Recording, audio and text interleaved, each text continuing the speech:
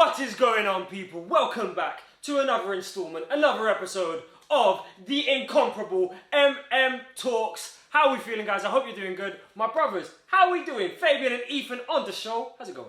I'm good, my bro. I'm good, you know. I see you two coming with like, the new tees and that. I see you look fresh. The t-shirts that you put us onto. Say what? I didn't pick them. You brought the shine. You're telling me you didn't? You're telling me you didn't hand me a package with both of these in last Sunday? Is that what you're saying? Who picked the t-shirts? Oh, that's true. You guys there. But who provided that to happen in the first place? Well, who's got the swag to pick what t-shirt to buy? Wow. No defections here. Fabian is shining. Let's go. Ethan, how you doing, brother? I'm good, man. It's a Saturday. The sun is shining. The weather is sweet. Hey. Why? Big tunes. Yeah, no, it's been a good week. I'm not gonna lie. Again, momentum shifting slowly. We're coming together, doing more things, and yeah, man, we just continue to build. So yeah, it's been a fantastic week, and we're capping it off in the best way. Yes. So today's episode, the main topic of the episode is books. Now, we love to talk about books on this show, so hopefully you guys have got an extensive reading list from listening to us and hearing us talk about all the books we love to enjoy. And on the Instagram. Exactly. We be posting every single week book club post on a Tuesday. Take note. So the main topic for today is if you had one book that you could offer to help turn someone's life around, help them change the way they do things, maybe change their perspective or the way they think or feel, help ignite them, what book would you choose? Now I'm going to ask, do we have any volunteers to go first? I will start. Yeah, let's get it! So the book that I've chosen is called Way of the Peaceful Warrior. And I actually came up with this book. I participated in a book exchange in which I sent a book to someone that I was giving their address, and I said I'm going to pick my favourite book and send it to them. And I think I sent Never Split the Difference. And one day, kind of 3 weeks later, as if by magic, this book showed up at my doorstep, and I started reading. And the concept of this book is Dan Millman, who also happens to be the author. Dan Millman is a fictional character.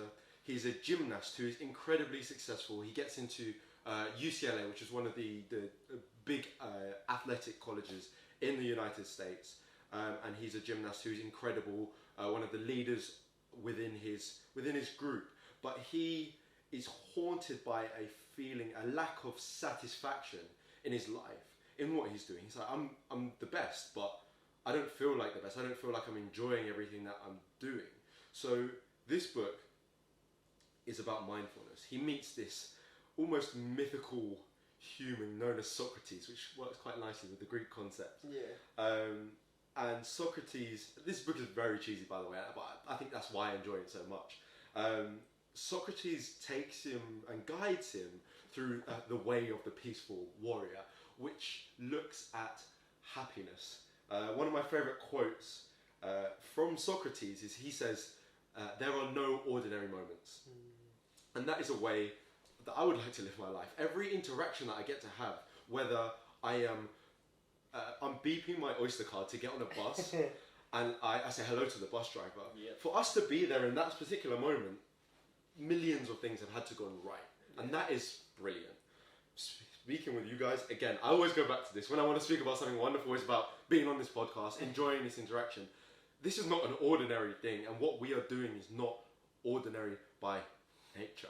There are so many things that have to go right to get us here, and I appreciate that quote. So this book is a quick stop tour guide of mindfulness, and many of these practices can be applied, such as meditation, walking through nature, and breathing in the environment. And many of these things I can do when I go on the street, such as these mindful walks. And I think this book can help those who are potentially struggling to find happiness to start to find happiness in the simple things, in the things that people would now kind of call benign or standard, and start finding the beauty in those activities. Yeah, I like the way you're talking it, because I think it sounds like the book gives you a better aspect on life, like celebrating the smaller wins, stop taking for granted for like the smaller things that you have. Yeah. And it seems like it's very interesting to an interesting read to actually get into. It seems like there's a lot of mindfulness, like a lot of aspects of mindfulness that just sit very naturally within it. And I'm a massive fan of mindfulness. I'm always about being present. Yeah. I think I said on one of the most recent podcasts is that one of my favourite places to be is to be in silence, and that's where I find motivation. So, and I think we all have said something similar. So it sounds great. Socrates sounds very interesting. Is it actually like Socrates like reincarnated in like a spirit form, or what's the vibe there? I think he's just called Socrates because he's someone that speaks slightly like a philosopher more than he is connected to the original Socrates in any way. There's no quotes that have been gleaned from Socrates. He's just like, oh, I need to pick someone that sounds really cool and maybe slightly wise. Yeah. Socrates is known for his wisdom. Let's also do that. Much more so. But he is he's almost magical. He kind of disappears behind a building and is suddenly on the roof in less than a split second. So there is an ear and a feeling of magic to this person, and he touches the man's temple and transports him through time and space, and that is part of his reawakening. He actually, I don't know how I want to. You know, he gets injured. Spoiler alert. Spoiler. Yeah. He gets injured partway through, so the thing that he's supposed to be so great at is taken away from him, which is very similar to what we've spoken about previously. Hero's journey. And I wish that I had maybe connected with this book before it happened to both of you, because I would have shared it with you. I was like, this is something that you could potentially use. And if you are suffering with things at home where you feel like you're not, you feel like you're maybe on autopilot, this book is very good at recentering you. That was a nice central point to finish on as well. I really like that, and I think that's something that I'm gonna pick this book up afterwards, because recentering is something I think should be a regular thing that's done. I want to go for that as well. I think recentering yourself is a massive thing to do, because, like you said, so many of us get caught on the autopilot, going to your job every day, going home, eating, going to bed, and you're doing it constantly. And it's not saying that's a bad thing to do, but when you realise you're just doing the complete same thing every day, and then you're forgetting the good things that you have, the reason, like the things you have because of what you do every day. And I think that's why you do need that recentering. It's that whole point of, like, when you go to the gym, you've been going to the gym for 6 weeks or 7 weeks, and you've not looked at it in the mirror once, and you might think you're not making no gains, or never stepped on the scales, and you don't think you've lost any weight. It's then doing that part and say, but hold on, I have. Or you go to yourself, but hold on, the reps have got easier. Yeah. And it's that whole thing, actually recentering and seeing, okay, this is what's happened, this is what's gone great, this is what I've not done well, what I can work on. And it's that whole recentering yourself to find where I can improve and what I've already improved on. Yeah, so, exactly that. Yeah. Do you have a favourite moment from the book? Or have I just put you on the spot in a mad way? That quote that I gave earlier is my favourite moment in the book. I wouldn't want to add anything, because there are some things in the book that are... It's a very simple book. It's a very easy read, which is one of the things I appreciate about it. It's got a lot of readability because of that. Socrates is a bit of a wisecracking A-word. And it's nice to see him take someone else down a few pegs when they need to do that kind of recentering, to say, you know what, this world that you think is so kind of out there and crazy, and like the ego that you build up can be wound back in, and maybe should be refocused to make sure that you're prioritizing what is important in life, which is your happiness. Yeah, 100%. That's my favourite moment. Oh, fantastic stuff. What time is it now? What time is it? What time is it? I think, I might be wrong, but I think it's time for Fabian's 5 minutes of food! Where's my foodies? Foodies, where we at? So the question for today, and Fabian, you got to answer first, because this is your minutes, your moment. Question my of 5 the day. minutes. Exactly, we got to hear from the expert. Which, I'm right here. Right here, in the do-rag looking plane. Which country that you've been to, because we know that you're a traveller, right? Which country that you've been to has surprised you the most with the flavours, with the cuisine? Which country have you been to has surprised you the most with their food, my bro? You know what, bro? This is my choice, and it's because I haven't been there. But everyone talks about their food. Okay. And their food is absolutely splendorious. Splendorious! Yeah? Word of the day. Splendorious, take it. So, I'm going to say Lebanon. Lebanese food! Lebanese food Ooh-wee. is so up there for me, bro. I said, it's that charcoal grill. Yeah. Everything's fresh. Like, the thing I've always noticed especially with a lot of you more Eastern European as well, or over that way anyway. Because I'm not even sure if Lebanon's that way. Because I might just. It is in that direction, but it's further. It's in further, the Middle East. right. Yeah. But yeah, so even the Middle East, it's the same thing. The Middle East, Egypt, all over that way. When I notice once they do a salad, it's fresh to death. Like it's so fresh. Best salads. Yeah, You're calling that area best salads. Because I'm saying because it's always like when you think about even like Greece, like when they make it, like when you go there, the one thing you can count on is the salad is fresh. Yeah. That's the one thing you always know. The salad comes fresh, fresh dressing, whatever it is. And I think that's one big thing for me, like especially when you start to try to eat more healthy, is making the food more like fresh. Appealing. Do you know what I mean? Like, so it's all great. Oh yeah, chop up a lettuce, chop a tomato, chop up a cucumber. There's your salad. Yeah. But when they take the time and effort, say you're gonna put sun-dried tomatoes in it, you're gonna put feta cheese in there, and olive, or even your anchovies. Some people do that and everything. Like making that salad seem more appealing to you before you even put that great charcoal grilled meat with it, or you put like the great sauces you get, or like a grilled lamb chop, or just with straight fresh salad. It's great, and the freshly baked bread. Bro, I'm being transported. I can't lie. Right now, the way you're talking, right? I'm on the Mediterranean Sea on a boat, because all those places you named are kind of on the Mediterranean Sea and that little that coast there, that Gulf there. And I can just imagine being on a boat in the Mediterranean Sea, blue water, sunshine. I've got the salad, the char grilled meats. I'm chilling with the homies. And we're just having a great time saying we were talking about this on a podcast not 5 months ago. That actually sounds incredible. So for me, Lebanese food is absolutely amazing. I love it, and I think it's made such a big thing here, and probably other places as well. And I think so many people haven't been there. And I think if they're cooking it like that here, what's it going to be like out there? Ooh, I like the way you're going. I like the way you're going. But I want to hear from you two, man. Tell me, what countries are you picking up? What surprised you? See, I was going to say Lebanon as well. You will have noticed if you're watching the video, I just went completely silent. I've gone into been thinking for the last 3 minutes. Do you want me to go so you got a bit more time? I've got another one. I'm not doing it then. Pull the trigger. So I want to shout out a very specific restaurant in Peckham. I almost went to 2 different places. In Peckham. It is called Kudu. It is a European style but South African influenced restaurant, and it is incredible. South African food, I guess the food of South Africa that I would identify strongly with is braai. I think it's braai. I apologise in advance for the pronunciation. I apologise for the pronunciation, it's probably not correct. But it's their version of barbecue. They also do this amazing, it's like a hot dog dipped in butter, and it's just an explosion of flavors in the mouth. They do biltong, which is kind of like for the American audience, kind of like similar to beef jerky, but often embedded with more spices from my experience, and it's a little bit tougher. But I'd never experienced South African food before, and I've been there twice, and the food has always been top tier. Some of the best food I've eaten in London. Crazy, bro.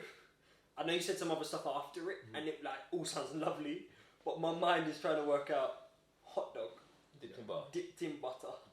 That sounds American. It sounds very American, first of all, but it does sound like a lot. It's like a sweet butter as well. Oh, you know what? That changes everything. That actually sounds really nice. Like the butter, the Americans put on the popcorn. I have never had the American popcorn like that. Same actually. But probably different, I imagine, because they're vastly different palate. Yeah. Okay, cool. That sounds incredible. And like the biltong beef, that like the dried meats that you have, I always love that. But I know that pales in comparison to what actual like South African cuisine might be like. So I'm excited. I think maybe on our trip we go to the Mediterranean, then we go to Lebanon, and then we go down to South Africa. I'm just waiting for you when we travel for 3 months straight, bro. Yeah, exactly. And what we'll do is food chronicles every day. Yeah. Who's ready for food chronicles on the journey? So for me, I'm gonna say the place. I've been to some great places for food, but they were already known for food. Do you know what I mean? So America, I've been there. New Orleans is, in my opinion, the greatest city for food in the world currently. like that I've been to. Same about that That you've team. been to, okay. Yeah, that I've been to. But you live in London, right? Yeah, well, you know, I live in London. Do you know what I mean? That I visited. Okay. London's number one. Morley's really. Morley's runs things. Come on. No, I had to clear that up just a little Yeah, bit. yeah, You know yeah, what I yeah. mean? Why go anywhere where you can go Morley's? You know what I mean? Yeah. Get me that burger. But but so yeah, I've been to New Orleans, been to New York, been to Athens, all these places which are known for just fantastic food. But a place that surprised me for its food was Iceland. So I went to Iceland. I went to Reykjavik, Oh, yeah. and their food is incredibly salty, but it is so nice. And I remember having this dish, and I've been told that I think maybe it's actually of Romanian heritage, but Okay. I had it in Iceland, so I'm going to claim Iceland. And they were also dishing it up as an Icelandic thing. They were like, this is a adjusted dish made for the Icelandic palate. And it's, I don't know if you guys know the name, because I don't remember the name, but basically they bake these circular orb bread loaves, Okay. and they cut the top off, Yeah. and then they hollow out the bread in it. Yeah, So you've yeah. just pretty much got the outer crust as a bowl, and they fill that with a stew. They fill it with like a soup or a stew, and you can have meat of any kind, and you can also have like a vegetable soup in there. And what you do is while you're eating it, while you're having the soup or the stew, you're also eating the bread as well. Yeah. But if you want, you can, like once you've finished it, keep the bread and then get it filled up again. So then what you're doing is just slowly compounding the flavours that you've got in there. So let's say you start with a lamb stew, but then you could have a vegetable stew afterwards. Yeah. And then like at the end, once you're finishing off the bread, you're eating the bread, and it's got all these different flavours in it. And it's wonderful. It's hot. It's so hot as well. They make like steaming. I'm like, Yeah. boss man, chill. Like, I know Iceland is cold, but my mouth can't handle that. So make it incredibly hot temperature wise, and the bread is just so nice once it had all those flavours imbued into it. So yeah, I'd say Iceland, and I would recommend going to I've Iceland. seen quite a few things where they do that, and then they hollow out the bread, and then I know we don't do eggs, but I've seen one when they do like a quiche inside it. Yeah. And Quiche in a hollowed out bread. Yeah. So they make the quiche Yeah, in the bread, and Okay. put it in the oven, and let it. that actually sounds really nice. Oh, That actually sounds really nice. But it's egg, so yeah. Oh man, eggless quiche. I don't know if you can make it, but eggless quiche. That just sounds a bit too nah. I saw a vegan egg at Wagamama's the other day, and I was like, Okay. this is a weird. Yeah. So basically, it's coconut, like that's been put into this form that kind of tastes and has the texture of an egg, and they put sriracha sauce in the middle to look like the yolk. Yeah, just an interesting You're setup. really trying to get me to eat an egg. Let us know, guys. One, what country have you been to that surprised you with the food? And two, have you had Wagamama's vegan egg? We'd love to know. Definitely. We'd would. love to know. I would love And to you know what? That question deserves a like, a subscribe, a review, a share, all of it.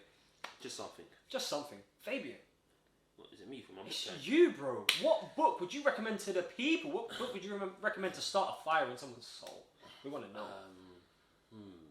No, I'm joking, people. I got my book. He's ready. Yeah. So my book is going to be $1 million, pounds, whatever. It's 1 million in currency in 12 months. So I actually listened to this book on Audible. So I didn't read it, but Shout out Audible. it is the same thing. And for me, it gave me that explosion because it talks about like if you're anywhere trying to start a business, this is one of the great books for you. Or if you're anywhere trying to do something different and you're stuck where you are and you want to make the next step, it really helps you out because there's great tips it does it in through the whole book where it will come out and tell you this, tell you that. And one of those tips that I learned was, for instance, we're trying to make a product. And what he says in the book, he goes, if you're trying to find like a product and you need something for now, like you need to do, what's it called, a prototype. Yeah, he said, order one now. He said, do not wait till you've got the right manufacturer, whatever. Get something in front of you now so you can start editing it, so you can start making changes to it. Because he said, once you have a prototype, it doesn't matter if you've got 1 or 2 or 3, you can take bits from each one and start to build your actual product. Yeah. So that was one of the great tips he said into it. And another one that I never actually knew, he was saying all you have to do to make obviously the million by the end of the year is have, I think, 4 to 5 products between 20, I think he said between 20 and 35 pounds or dollars, whatever it is, selling, what did he say? I sure he said selling, I think 20 times, like 4 to 5 products, 20 to 25 sales, selling between $20 to $35. And I was like, okay, so really, it doesn't sound a lot. Like when you think about, you know, artists, they release a song, it has 1 million views, or it has 1 million like listens. Yeah. You think that's 1 million listens, that could have been 1 million sales. Yeah. Because before, you know, iTunes did the whole subscribe for £10 or whatever it is. It was, you had to buy the music. You had to buy each song for 99 cents or whatever it was.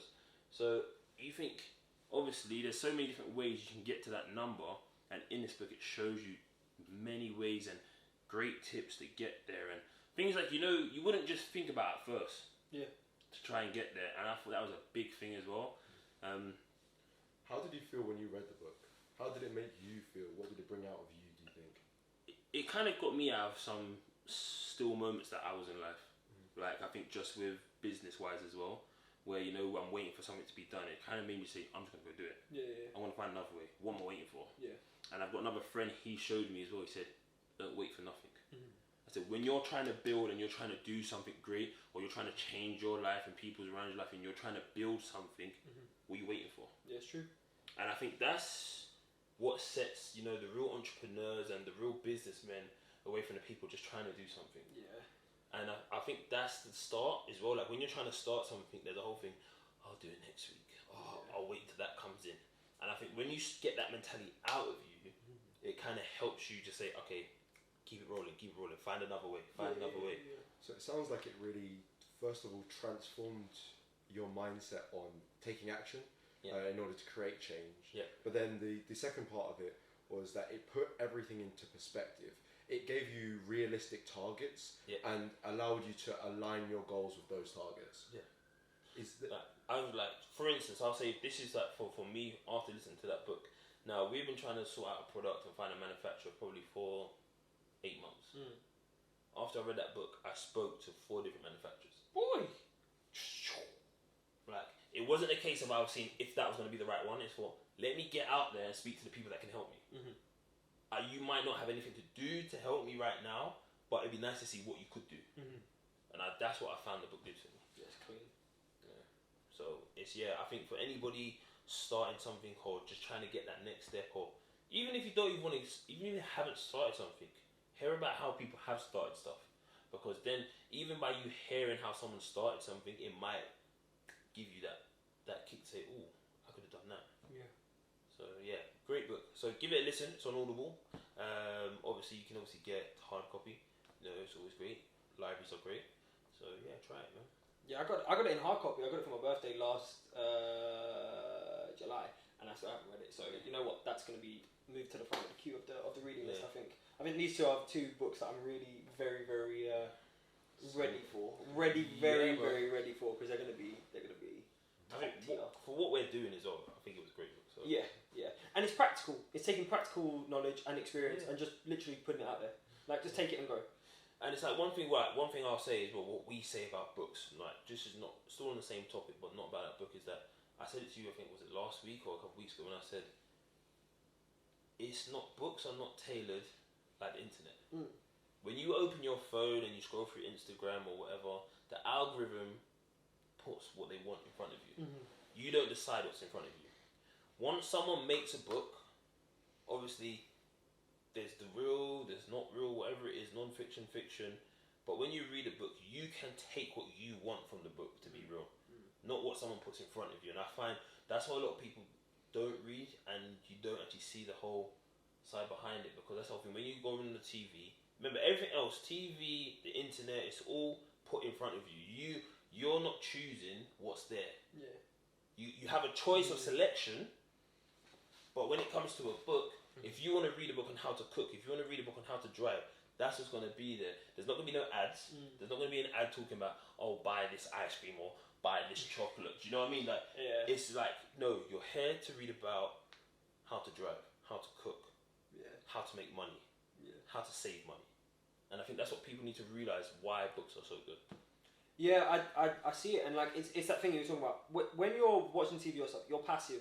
You're literally just receiving. Yeah. But when you are reading, you are actively taking part in the Yeah. process, which Yeah. gets the brain going in a completely different way. It's Oh, a whole different part of the brain. Yeah. And sometimes you've got to engage different parts of the brain, people. That's it. Yeah, I agree. You know what, man? Second this podcast is done, I'm gonna read like 5 books today. I'm in. I feel like I've let myself down by not reading enough this past week. So damn, I'm gonna get onto it.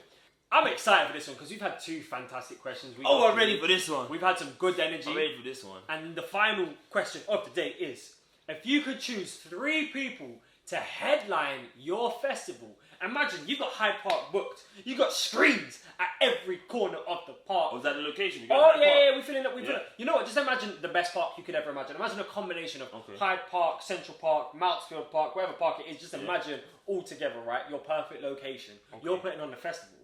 You've got 1 million people coming to this thing. I'm ready. Imagine, like, I'm not going to say it because potentially I could ruin the thing. Yeah, don't say anybody. Ruin the thing. I'm just going to say, we've seen incredible scenes of, like, I just watched an Instagram video today of the Wall of Death. And whereas this heavy metal band, basically, they stopped the beat and they said, I want everybody to split apart. And there was this 10-meter wall in the middle of nobody in there. Nobody was there. It was just empty. And the second they started rocking the beat again, everybody ran into each other and it was mad. And you've seen other artists like create mosh pits and do insane things. Yeah. Kanye West at his last album release party, which he doesn't release the album, Kanye, went up into the sky.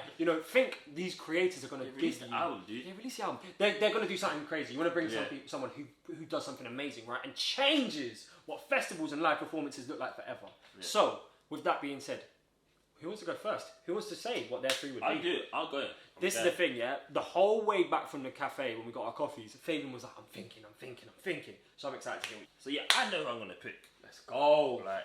So, obviously, you said Kanye. I have to pick Kanye. Big Kanye fan. Come on. Because he is... As you can see what he's been doing just for this album release. It's silly. Like... It's silly. The marketing, I don't know, like, just like... Yeah. Even if you're not a Kanye fan... Yeah. You know what this guy's doing. Oh yeah, different. Walking around the stadium in the middle of a game, just what he wore in the album release, just like I'm here. Yeah. Working out in one of the back rooms in the stadium, just like I'm living here for now. Yeah. It's like you don't need to. Like we all know he has a very big house, plenty of space. He can live anywhere he wants. But no, all of this just for an album release, I think it's amazing. So I would have Kanye West open up. Yeah.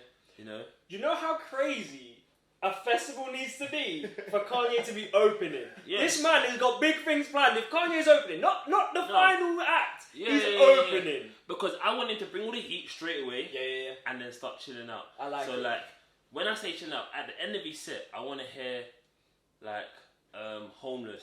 Ooh. Like that's the kind of stuff I want to start hearing. Like I want to start going that way. Like in the night, all the story ever told. Yeah. That's right. That's what I said. I want to go that way, right? Yeah. And then so when that finishes, he's gonna come off stage. There's gonna be like a minute of silence, because a minute of silence is a long time at a festival. Yeah. Because like now it's getting dark. Yeah. And he was on when the sun was rising. Yeah. Now the sun was setting. That's right. The sun is setting. Yeah. So the sun's set now, and then all they hear is Janae Aiko come out. Ooh! Change up the whole vibe. Yeah. And now like it's not even like changing the vibe, but it's like okay, like we mellowing out now. Let's really chill out. So she's gonna be in the middle. I was gonna make her like you gonna close. Yeah. Nah. And that's the thing. Before Kanye, I was gonna pick Bryson Tiller because he's a bit more of the fit, but I didn't pick him. So you guys go ahead. But so Janae Aiko would be in the middle right there. Getting that vibe on, because you know what it is, like she's such a vibe. Yeah. Like the vibe she brings is just crazy. She just and she's got the groove. Yeah. Yeah. That's what I mean. And this is why I said to these guys, I'm not out here to have some crazy mosh pit kind of festival. I'm talking chill vibes. All the girls come out and say, hello, Janae Aiko with Dale. Yeah. And then who I'm going to have close my festival. I'm excited. I'm excited for this. Is her. Oh, you know what? I was not expecting that at all. I was thinking something else, and then you went over there, and it's like fantastic. I told you, I'm getting completely different because Blown me away, bro. her can come out, do her single stuff. Yeah. Then she bring out Bryson. Ooh. Yeah, because everyone's gonna bring out a guest in there. Because she's the headliner. She can have a guest. She's got to have a guest. So when you think about Bryson and then Stormzy, like that's what I'm gonna say. So yeah, I'll have her. I'm gonna have her close it out. Yeah. So and it's a whole thing. When that festival finishes, it's not a hype at the end. Festival's done. Everyone go home, and all you're gonna hear is that was amazing. Yeah. Like everyone's going home at peace. Like what a nice night. Yeah. And that's the kind of festival I'm having. Yeah. Over to you guys. Yeah. Ooh, I like that. See, I feel like I need to just take that second to find that piece. I'm really That one embracing hot. Yeah, I can imagine everyone just walking back, and everyone gets very chatty at the end of the I'll day. be as well. back. They like celebrate and they're like, "Oh my god, that was amazing!" I can imagine everywhere just being dimly lit with a kind of like yellowish light, and you just be like, "Wow, I've experienced something incredible." Yeah. So, speaking of incredible things, I was thinking of how I would form this group of people, and for me, this list is about people who I can't go and see in the next year or 2 years at their peak. So I'm going to start this off, and this is going to be a bit cheeky, but I've got a case for it, with Native Tongues. And if you don't know who the Native Tongues are, it's a collaboration, a collective of late 80s and early 90s hip hop groups and rappers, and crucially involving a Tribe Called Quest and De La Soul. This is cheeky. This is very cheeky. And they've collaborated together, and they also have toured together as a group. So they have the group. They're a collective. Hold on a minute. Did we not say this? Like, did we not talk about this before? This isn't an friends. This is an actual collective. Oh, okay. That is documented. I could have brought in like 5 other guys, including J Dilla and Mos Def, but I'm going to leave them because they're fringe members. Okay. But this was a group established. Will it slide? I appreciate that. De La Soul are arguably the reason why I was first interested in music by their feature on Gorillaz, which you may have heard on this podcast before. They also have amazing songs such as Me, Myself and I, which is just a vibe. You want to be funky, you want to be grooving out. Next we have A Tribe Called Quest. Now, I don't really need to say much more than it's A Tribe Called Quest. Fantastic. Electric Relaxation, Bonita Applebum, just vibes. The way that you want to start and open up, what are you going to say? Is Q-Tip the greatest lyricist of all time? Maybe. Just throwing it We'll out leave that to the listeners at home. What do you guys think? I appreciate it. And Five, I appreciate both of them too. Oh, I forgot about Five. This game, bro. Lyrically. Sorry, continue. I'm just excited. So I see some serious festivals coming. Yeah. we're starting off with this one wholesome, upbeat, funky, brilliant sounds. You know the DJ's going to come on and go a little bit crazy, get a crowd hype. I remember seeing Q-Tip and Five Dog in 2014. This is kind of 24 years into their career, and they gave full energy. I would love to see them at their peak when they are a little bit younger, a little bit more energetic, and they can just boss the crowd. And just, they're fresh, they're feeling it, everything is exciting and new. That's my first choice. Yeah. Next up, I almost feel like I needed to do this for myself. I needed to do this for everyone in the world. One of the greatest performers of all time, one of the greatest musicians of all time. It has to be, and this is very generic, Michael Jackson. You thought I was going to go someone else. I did that. You thought I was going to go Hold on, I didn't know he was doing Dead as well. You just said performance. Okay, cool. This man, well, you can come to our show. I mean, You can come to the show. You're always welcome, sir. Yeah, Michael Jackson was...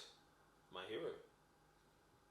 If that doesn't say it, you can make my point. I mean, as a kid growing up, I had to come in like as a kid growing up. Like, I probably had like 3 or 4 of like the books of him performing his life and going through it. Michael Jackson was the person. Yeah. Like if you thought of music, probably the first person you thought of. Listen, Michael Jackson. I remember listening like he probably when I go back in life, I think Smooth Criminal was probably one of the first songs I played over and over and over again. But please continue. Just imagine the best hits of Michael Jackson compounded into 2.5 hours of constant energy and movement and a cacophony of wonderful sounds and music. And that's the main course. Yeah. Who do I want for? Who do you finish off with? You started off with some of the greatest lyricists of all time, good vibes, good performances, right? Then you've gone with the greatest dancer, singer, front person, probably ever to perform on the stage, right? Where do you go? Where do you go from there? So We're about to find out. I'm going to be a bit more selfish. Oh, okay, here we go. And I'm going to go to possibly my favourite band of all time. And I'm not going to do a collective or anything like that, but I'm going to finish with Gorillaz. Yeah. So they're going to bring back out De La Soul from the first act. Because they were already there, yeah. Because they already collaborated together. And they're going to play their first 3 albums. Gorillaz, Demon Days, and Plastic Beach. 3 of my favourite albums of all time. Back to back. But they also have a host of wonderful people. They would have MF Doom on November Has Come. They would have Mos Def. They would have Roots Maneuver. They would have Bashi and Kano and a whole band. It would be the greatest show of all time, with this wonderful imagery constantly going on behind them. You would be taken through a story and experience a journey of adventure of 2D and Noodle and Russell and their whole group. And they have a number of songs which are melodic. I'm going to steal a little bit from you, Fabian, because you made such a good point. You can calm down at the end of this bombardment of excitement from seeing De La and Tribe and Michael Jackson. Yeah. And you can finish with these nice long soundtracks that will lull you into a peaceful state and prepare you to go home with warmth in your heart and soul. You said warmth in your heart and soul. You know what? I feel like that would be a very long performance because you brought together people who have all got over 20 years worth of experience, right? Yeah. So they're dropping hit after hit after hit after hit after hit after continued, right? I'd fall asleep. I would right back. Wow. The second no. The second the last song is done, I'm like, thank you, good night. I'm like, okay. And just like right there in the field wherever we are. I was like, I have danced and jumped and sang and rapped my heart out. My energy's gone. I knew the words to every single song by every single artist is like non-stop for like 12 hours, just straight energy just collapse because you've given everything. That would be ridiculous. That would be a lot. And I don't really know how I'm gonna hit that, but I feel like what we've had here, we've had chill vibes, we've had lyrics, hits, and then chill vibes again, and like you say, epic kind of soundtracks that play out. I'm turning up. I'm turning up from the first song to the final song. It's endless rhythms and beats non-stop. So we're starting. If it's turn up, it's got to be Hot Girl Summer. Meg Thee Stallion is starting us off strong with it because you know she's gonna come with a choreography. I mean, just did you hear her freestyle? No, I haven't even heard her freestyle. Okay. No, I can't even say it on the podcast. She said some very wild stuff. Really? In that freestyle. After the podcast, I'll tell you because she's crazy. Shout out to Meg for always being crazy and being herself. Meg is undefeated when it comes to just endless energy, right? She's gonna do what Meg does, and she's gonna give everything to the people who are listening. And she's also really great at interacting with the fans, and that's something I want to see. I want to see the fans enjoying themselves and making the most of it, right? Now Meg's very early in her career, so she's not gonna do too much. She's gonna be on for about half an hour and just have a great time. And that's what we want. We want everybody to be like, this is lit, this is crazy, we're going to have a good time, right? Second on the show, and this is just because I kind of want to see creatively what he does. And I don't even know if I've seen him perform live. Who's this? Lil Nas X.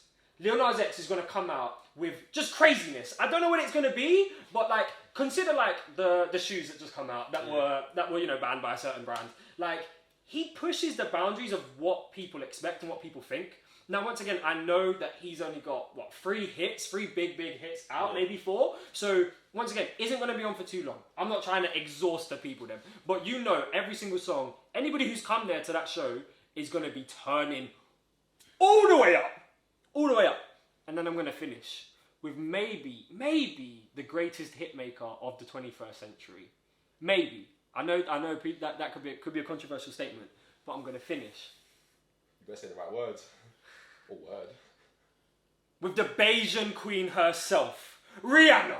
She's gonna come and finish it. You can't tell me everybody in that field wouldn't be dancing, wouldn't be vibes. I mean, I saw Rihanna at Wembley, and Yeah. it's pretty cool. Yeah, I bet it was insane. She's first of all, she's a London native basically now. She's lived here for a long time, and she's dropped the album as well. Dropped the album. Kanye dropped the album. Drake dropped the album. Rihanna dropped the album.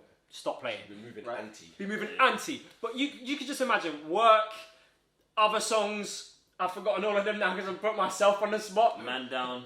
Ooh, Umbrella. Yeah. Pon the replay. Don't tell me Jay-Z's coming out for Umbrella. No, I'm not gonna say Run that. this down. Run What's this that? down. Run this down. What? Run this down, Kanye.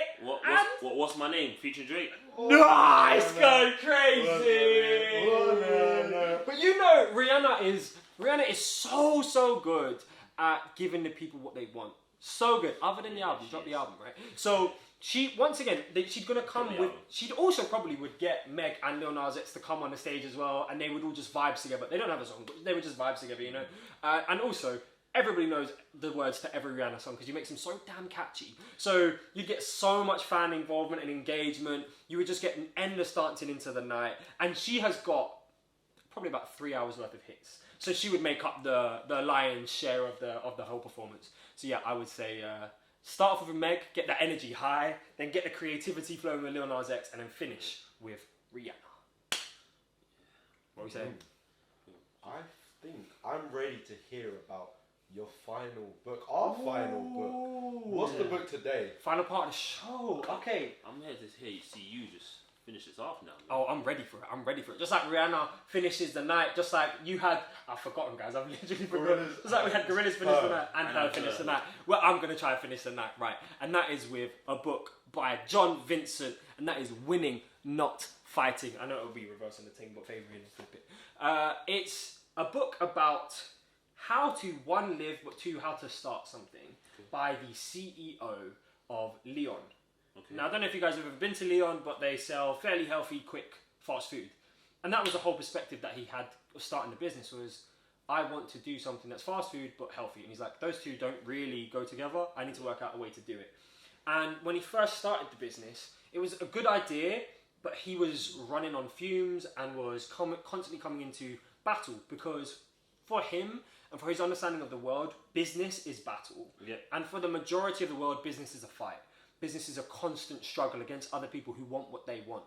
And he didn't like that concept, and he was kind of ready to give up. He was like, if I can't find out a way to get through this, I'm not doing this. Because he didn't like conflict, and two, didn't like the concept of building something he loved through fighting for it. He was like, I want to give everything and hustle for it and give everything I've got, but I shouldn't have to clash with people to get where I want in the world.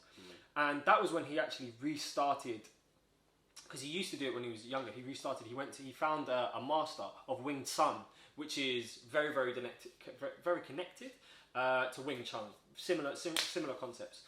And the whole concept of Wing Chun is to find the most direct route to victory and the least harm done.